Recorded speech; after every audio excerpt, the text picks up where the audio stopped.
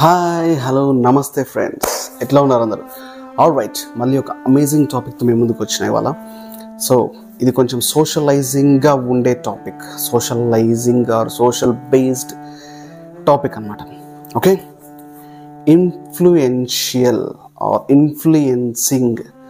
Influencing by others, వేరే వాళ్ళ చేత ప్రభావితం చేయబడటము, వేరే వాళ్ళ చేత వేరే వాళ్ళ వల్ల మీరు ఇన్ఫ్లుయెన్స్ అవ్వటము, ప్రభావితము చేయబడటము, లేకపోతే వాళ్ళు చెప్పిన మాటలు వినడము, లేదా వాళ్ళు చేస్తున్న పని చేయటం అనే టాపిక్ గురించి నేను చెప్తున్నాను, వినండి. ఒక ఫ్యామిలీ ఒక ఊరికి వెళ్దామని చెప్పేసి టికెట్స్ బుక్ చేసుకుంది. ట్రైన్ టికెట్స్ అన్నమాట. ట్రైన్ టికెట్స్ మొత్తము వాళ్ళంతా కూడా ముగ్గురు ప్లస్ ఒకళ్ళు నలుగురు, మొత్తం నలుగురు అనమాట. ఫ్యామిలీలో ఒక అన్న, తమ్ముడు, ఆ అన్నకి వైఫ్ ప్లస్ ఒక బాబు ఉన్నాడు. సో 4 టికెట్స్ బుక్ చేసుకున్నారు ట్రైన్లో. టికెట్స్ బుక్ చేసుకున్న తర్వాత ఈ ఫ్యామిలీలో ముగ్గురికేమో ఒక చోట బర్త్లు బుక్ అయినాయి ట్రైన్లో సీట్స్. ఇంకొకడికేమో వేరే చోట వేరే కంపార్ట్మెంట్లో బుక్ అయింది, కొంచెం దూరంగా అదే ట్రైన్లో, సేమ్ ట్రైన్లో. ఎందుకంటే సీట్స్ పక్కన లేవు, దగ్గర. బేసికల్గా మనం బుక్ చేసుకుంటే ఫ్యామిలీ బుకింగ్ అంతా ఒకే చోట చేసుకుంటాం కదా. బర్త్లు ఇక్కడ దొరకాలి, ఇక్కడ దొరికితే బాగుంటుంది, మిడ్ ఆర్ అప్పరా లేకపోతే సైడా మరి చూసుకొని చేస్తాం కదా. సో దొరకలేదు కాబట్టి వాళ్ళు ఊరికి వెళ్ళాలి కంపల్సరీగా. వాళ్ళు బుక్ చేసుకున్న టికెట్స్ వాళ్ళ బ్రదర్కి వచ్చేసి వేరే అవతల ఎక్కడో కంపార్ట్మెంట్లో పడింది, వీళ్ళ ముగ్గురికి వచ్చేసి ఒక కంపార్ట్మెంట్లో పడింది. సో బేసిక్గా వాళ్ళు ట్రైన్ టైంకి స్టేషన్కి రావడం జరిగింది. ట్రైన్ వచ్చింది, వాళ్ళు వాళ్ళ సీట్స్లో వాళ్ళ బర్త్స్లో వాళ్ళు కూర్చోవడం జరిగింది. సో లగేజ్ అంతా కూడా ఫ్యామిలీ కాబట్టి ఈ లగేజ్ అంతా కూడా వీళ్ళతోనే పెట్టుకున్నారు. ఈ అన్న, ఈ వాళ్ళ వైఫ్, ఆ బాబు వీళ్ళతోనే ఉంది లగేజ్. తమ్ముడు వేరే కంపార్ట్మెంట్ కాబట్టి వెళ్ళిపోయి అక్కడ ఉన్నాడు అనమాట. సో ఈ తమ్ముడు వచ్చి కూర్చున్న ఆ కంపార్ట్మెంట్లో ఆ బర్త్లో కూర్చున్న సీట్లో ఎదురుంగా అతను ఒక వ్యక్తి పడుకొని నిద్రపోతున్నాడు అనమాట. ఇట్లా వెనక్కి పడుకొని నిద్రపోతున్నాడు. ఇతను కూడా అబ్జర్వ్ చేస్తుండే. ఈ కుర్రోడు కూడా అసలు ఎవరెవరు కూర్చున్నారు, ఎంతమంది కూర్చున్నారు అటు ఇటు చూసుకుంటూ అంతా అబ్జర్వ్ చేసుకుంటూ ఉన్నాడు. ఫైన్ అంతా ట్రైన్ స్టార్ట్ అయింది, ట్రైన్ రన్నింగ్ అవుతుంది. కాసేపు కొన్ని స్టేషన్స్ దాటిపోయింది. అంతా నార్మల్గా ఇక ఆ వ్యూ ఎంజాయ్ చేసుకుంటూ అంతా మంచిగా చేసుకుంటూ ఉన్నాడు పిల్లగాడు కూడా. అంత బాగానే ఉంది, ట్రైన్ రన్ అవుతుంది. ఇక కొద్దిసేపటి తర్వాత ఆ పిల్లగాడు ఎదురుగా ఎవరైతే ఉన్నారో ఒక అతను, అని చెప్పిన కదా, అతను నిద్రపోతున్నాడు కదా. ఆ నిద్రపోతున్న వ్యక్తి అట్లా పడుకొని ఉన్నాడు. ఈ పిల్లవాడు, ఈ అబ్బాయి ఏం చేస్తాడంటే ఆయనకెళ్ళే చూస్తాడు. అట్లనే ఆయనకెళ్ళే చూసుకుంటూ ఆ ఫోనే చూస్తాడు. అతను అప్పుడే నిద్ర మెల్లగా జారుకుంటాడు నిద్రలోకి. ఆయన కూడా పడుకున్నట్టుగానే ఉన్నాడు, కానీ మెల్లగా అబ్జర్వ్ అయితే చేస్తున్నాడు ఆ పిల్లగాడిని. ఏంటి అట్లా చూస్తున్నాడు, ఏం సంగతి అని చెప్పేసి ఆ పిల్లగాడిని కూడా అబ్జర్వ్ చేస్తాడు. ఈ పిల్లగాడేమో కూర్చున్న అతను అట్లనే చూసుకుంటూ ఉన్నాడు. సరే ఇక పోనీ మొత్తానికి మెల్లగా టైం అయిపోయింది. ఇక నేను నిద్రలోకి జారుకున్నాడు. పిల్లగాడు అట్లనే వ్యూ ఎంజాయ్ చేసుకుంటూ వాళ్ళని చూసుకుంటూ ఇతని మాత్రం బాగా చూస్తున్నాడు. అంత బాగానే ఉంది. కొద్దిసేపటి తర్వాత సడన్గా టక్కుని లేచి ఆ ఎదురుగా కూర్చున్న వ్యక్తి జేబులో ఒక ఫోన్ ఉంది. ఫోన్ ఇక్కడ పైన పాకెట్లో, షర్ట్ పాకెట్లో పెట్టుకొని పడుకున్నాడు ఆ వ్యక్తి. ఆ ఫోను టచ్ చేయడానికి ట్రై చేసిండు. ఇట్లా టచ్ చేద్దామని ట్రై చేసిండు మొత్తానికి. ఆయనకి కొంచెం మెలకు వచ్చింది అన్నమాట. మెలకు వచ్చే, ఏం చేస్తాను, ఫోన్ ముట్టుకుంటాను, ఏం సంగతి, ఏమనుకుంటాను నువ్వు, ఎవరిది ఫోన్, ఏం చేద్దాం అనుకుంటాను, అసలు ఎవరు నీ భర్త టికెట్ చూపి అని చెప్పేసి క్వశ్చన్ చేయడం స్టార్ట్ చేసిండు. చుట్టూ వాళ్ళు కూడా ఏమైందంటే ఇట్లా నా ఫోన్ ఇక్కడ పెట్టుందండి, ఇట్లా పడుకుని టచ్ చేసిండు, ఇట్లా తీద్దామని చూసినా, మరి ఏం దొంగ, ఏం సంగతి అని అంటే పిల్లగాడుకి వెళ్ళి చూసి కూడా కొంతమంది ఏదో 4 మాటలు అనుకున్నారు. ఈ 4 మాటలు అట్లేని బాబు ఏం చేస్తున్నావు, ఎందుకు చూస్తున్నావు అడగటము. ఈ పిల్లగాడేమో అట్లనే ఉన్నాడు ఉత్తగానే. ఆ తర్వాత మళ్ళీ కాసేపటికి ఆ పిల్లగాడు అట్లనే చూసుకుంటూ ఉన్నాడు. మళ్ళీ టక్కుని లేచి ఫోన్ తీద్దామని ట్రై చేసిండు. అప్పుడే నాకు మెలకు వచ్చి లేచి పిచ్చి తిట్టిండు. పక్కన 4 రోజులు కూడా లేచి వచ్చి ఆ పిల్లగాడిని తిట్టడం, ఎవరో నువ్వు, ఎక్కడి నుంచి వచ్చినావు, ఏం చేస్తున్నావు, ఎవడు నీ భర్త ఏంటి, ఎక్కడికి వెళ్తున్నావు, నీ స్టేషన్ ఏంటి అని చెప్పేసి క్వశ్చన్ చేయడం మొదలుపెట్టిండ్రు. ఇంకొకసారి అట్లా చేస్తే మాత్రం బాగా, అసలు నువ్వు ఫస్ట్ ఇట్లా కాదు, నెక్స్ట్ స్టేషన్ రాని నేను చెప్తాను పోలీసులకు అని చెప్పేసి ఉన్నారు. కంటిన్యూ అవుతుంది ఇదంతా కూడా. ఓకే, కంటిన్యూ అవుతుంది.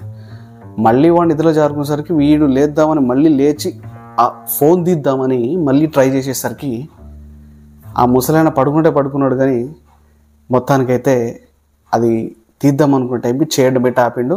ఫట్టన ఒకటి వీకెండ్ మిగతా వాళ్ళు కూడా వచ్చారు, వాళ్ళు కూడా కొట్టడం జరిగింది. అంత బాగానే తనులు పడ్డాయి ఆ పిల్లగాడికి.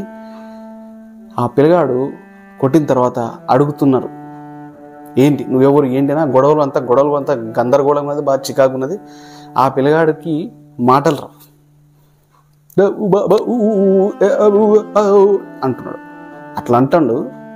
వీళ్ళేమో పిచ్చోడు అనుకున్నారు, ఎందుకంటే ఆయన వాలకం కూడా అట్లే ఉంది, కొంచెం ఒక రకంగా పిల్లగాడు వాలకం కూడా అట్లే ఉంది. ఈ ఫస్ట్ నుంచి నేను చెప్తున్నప్పుడల్లా వాళ్ళ అన్నయ్య వేరే కంపార్ట్మెంట్లో అయితే ఉన్నాడో ఆయన ఫోన్ చేస్తూ ఉన్నాడు. దాదాపు 7-8 సార్లు ఫోన్ చేసిండు. పోనీ అక్కడ నుంచి వచ్చి చూద్దాము అనుకుంటే మాత్రం అక్కడ వాళ్ళ మదర్ పడుకోనింది, వాళ్ళ పిల్లవాడిని చూసుకుంటూ ఉన్నాడు. వాళ్ళ పిల్లగాడు చికా చేస్తాడు.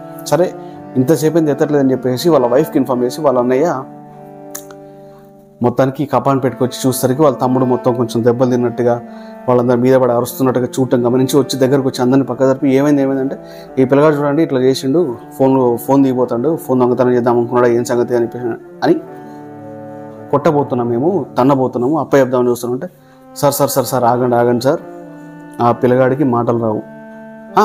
మాకు అర్థమైంది, కానీ మాటలు రాకపోవడం అని చెప్పేసి వదిలేసాం కదా అంటే వాళ్ళ అన్నయ్య చెప్పినప్పుడు, సార్ ఈ పిల్లగాడు నా తమ్ముడు, వీడు కొన్ని సంవత్సరాలు బాగానే ఉన్నాడు, రీసెంట్గానే వీడికి మాట పోయింది అని చెప్పేసి అని అన్నాడు.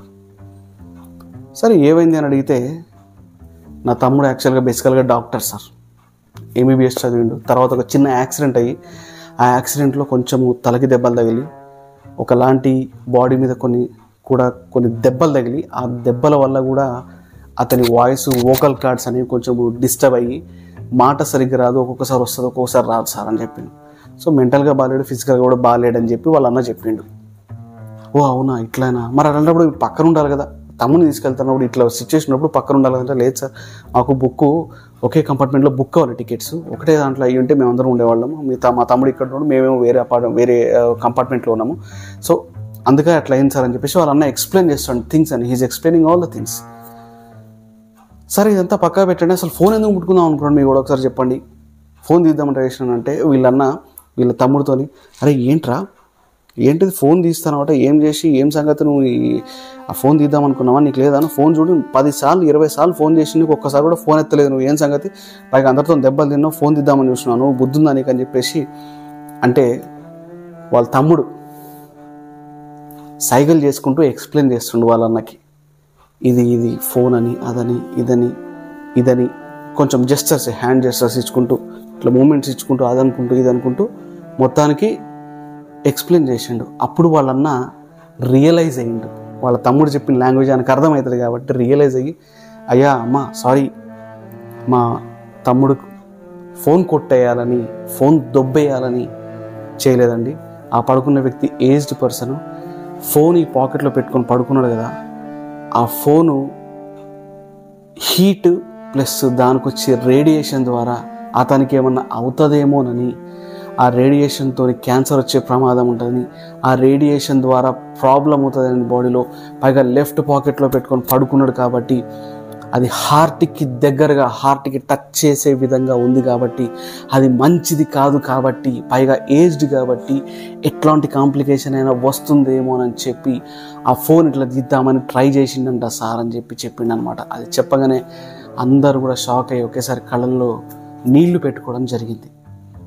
సో ఇప్పుడు ఇదంతా మీకు విన్న తర్వాత మీకు ఏమనిపిస్తుంది? మీరు కూడా అదే ట్రైన్లో మీరు మూవ్ అవుతున్నారు అనుకోండి, ట్రావెల్ చేస్తున్నారు ఆ పిల్లగాడితో, ఈ సిచ్యువేషన్లో ఈ సందర్భంలో మీరు కూడా ఉన్నారు. మీరు కూడా వాళ్ళలాగా వెళ్ళి కొడతారా? మీరు కూడా వాళ్ళలాగా వెళ్ళి క్వశ్చన్ చేస్తారా? మీరు కూడా వాళ్ళలాగా వెళ్ళి షర్ట్ కాలర్ పట్టుకొని వాడిని ఏంట్రా ఏం సంగతి అని దుర్భాష మాట్లాడతారా? మీరేం చేస్తారనేది కామెంట్లో పెట్టండి. ఏం చేయాలనేది, ఏం చేస్తే బాగుంటుందని ఇప్పుడు నేను చెప్తాను. బేసికల్గా ఇట్లాంటి సిచ్యువేషన్స్, ఇదే కదా ఎట్లాంటి సిచ్యువేషన్, ఒక సిచ్యువేషన్లో ఉన్నప్పుడు, మీరు అక్కడ సోషలిస్ట్గా ఉన్నప్పుడు, ఏదైనా మీరు అక్కడ ఇన్వాల్వ్ అవ్వాల్సి వస్తే అక్కడ ఏం జరుగుతుంది అనేది ఫస్ట్ తెలుసుకోండి. ఎవరిని? విక్టిమ్ని. ఆ విక్టిమ్ని మీకు కుదిరితే విక్టిమ్ని పక్క తీసుకొచ్చి ఏం జరిగింది అని అడగండి. ఏం జరిగింది అని అడిగి ఆ తరువాత దాన్ని మీరు జస్టిఫై చేయండి. ఇప్పుడు ఇక్కడ ఇన్ఫ్లుయెన్స్ ఎక్కడ వస్తుందంటే ఈ నలుగురు పోయి వాళ్ళు కొడుతున్నారు అని చెప్పేసి మీరు కూడా పోయి వాళ్ళలాగానే కొట్టడము, లేదు అంటే వాళ్ళని క్వశ్చన్ చేయడము, ఇట్రా అట్రా అని తిట్టడము ఇన్ఫ్లుయెన్స్ కావద్దు. సో ఇక్కడ ఇన్ఫ్లుయెన్స్ వస్తుంది. Influence matters here. You do not get influenced by others. వేరే వాళ్ళ చేత మీరు మోటివేట్ అయిపోయి, ఇన్ఫ్లుయెన్స్ అయిపోయి, మోటివేషన్ దేనికి? ఆ చెడు పనిలో మీరు కూడా భాగం తీసుకోవడానికి. అట్లా చేస్తారా? చేయకూడదు. ఎప్పుడైనా కూడా గుర్తుపెట్టుకోండి, మీరు వెళ్ళి మాట్లాడాల్సి వస్తే ఫస్ట్ ఆఫ్ ఆల్ ఏం జరిగింది, ఏం జరుగుతుందని కనుక్కొని, చెడునైతే మీరు తీసుకోకండి, మంచి అయితే ఇన్ఫ్లుయెన్స్ చేయండి. ఇక్కడ జరుగుతుంది చెడు, ఆ పిల్లగాడి మీద అందరు పడి కొట్టడానికి ట్రై చేస్తున్నారు, కొడుతున్నారు, తిడుతున్నారు. మీరు ఎమ్మటే పోయి కూడా అట్లా రియాక్ట్ కాకూడదు. ఎందుకు? మీరు అట్లా చేస్తున్నారంటే ఏం జరుగుతుంది, ఎట్లా వెళ్తున్నారు మీరు వేరే వాళ్ళ చేత ఇన్ఫ్లుయెన్స్ అయ్యినరు. సో అట్లా ఇన్ఫ్లుయెన్స్ అవ్వకండి. అసలు ఏంటనేది కనుక్కొని అప్పుడు ఇన్ఫ్లుయెన్స్ అవ్వండి. చెడైతే చెడని చెప్పండి, మంచి అయితే మంచి అని చెప్పండి. సో మీరు వెళ్ళి కనుక్కొని నిజంగా ఉంటే, మీకు నిజం బయటకు తెలిస్తే మీరు వాళ్ళలాగా ఆ పిల్లగాడిని కొట్టడం లాంటివి చేయరు కదా. సో ఇది దృష్టిలో పెట్టుకొని ఎవరి చేత కూడా మీరు ఇన్ఫ్లుయెన్స్ అవ్వదు. ఇదే కాదు, ఎట్లాంటి విషయంలో అయినా ఏదైనా కూడా మీరు ఇన్ఫ్లుయెన్స్ వేరే వాళ్ళ చేత అవ్వకూడదు. మంచి అయితే ఓపెన్గా వెళ్ళి ఇన్ఫ్లుయెన్స్ అవ్వండి. అక్కడ చెడు జరుగుతుంది. ఇప్పుడు నేను చెప్పిన ఎగ్జాంపుల్లో, సిచ్యువేషన్లో చెడు జరుగుతుంది. మీరు వెళ్ళి ఇన్ఫ్లుయెన్స్ అయ్యా చెడు చేస్తున్నారంటే మీరు కూడా చెడు వ్యక్తులే కదా. సో మీరు కూడా చెడ్డ పని చేద్దామని వచ్చిందే కదా. ఆ ఎంబీబీఎస్ స్టూడెంట్ని మీరు కూడా కొట్టేవాళ్ళు కదా. సో అట్లా చేయకూడదు అనమాట. సో ఇన్ఫ్లుయెన్స్ ఎమ్మటే అవ్వకూడదు. Don't get influenced. చూడండి, అబ్జర్వ్ చేయండి, మానిటర్ చేయండి, ఏం జరుగుతుందని కనుక్కోండి.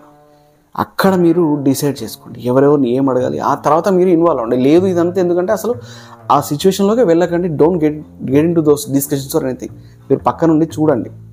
మీరు చేద్దాము అనుకుంటే మాత్రం మంచి చేయండి, మంచికి ఇన్ఫ్లుయెన్స్ చేయండి, ఇన్ఫ్లుయెన్స్ అవ్వండి. ఇన్ఫ్లుయెన్స్ పాజిటివ్కి అవ్వండి, మంచికి. నెగటివ్కి ఇన్ఫ్లుయెన్స్ అవ్వకూడదు. ఒక నెగటివ్కి ఇన్ఫ్లుయెన్స్ అవుదాము అనుకుంటే వెళ్ళి కనుక్కొని ఏంటని ఆ తర్వాత ఇన్ఫ్లుయెన్స్ అవ్వండి, మంచి చేయడానికి ఆ నెగటివ్లో కూడా. ఓకే. సో ఫ్రెండ్స్, ఎప్పుడైనా కూడా ఇన్ఫ్లుయెన్స్ అవ్వడము మంచిదే, బట్ అది మంచిదై ఉండాలి. మంచికి ఇన్ఫ్లుయెన్స్ అవ్వండి.